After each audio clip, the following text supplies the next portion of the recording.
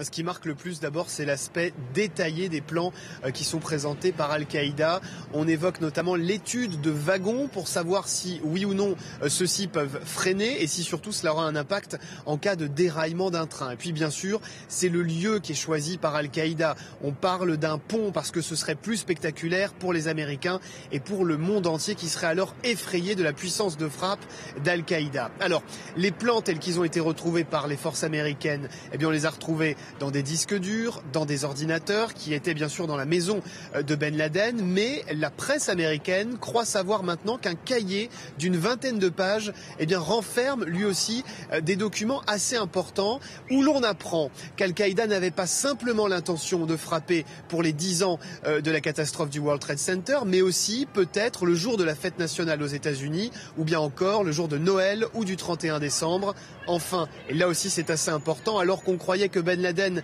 était dans une semi-retraite et qu'il n'avait plus un rôle très actif au sein d'Al-Qaïda, on apprend qu'au contraire, il était encore en première ligne pour réfléchir à des plans d'action terroristes.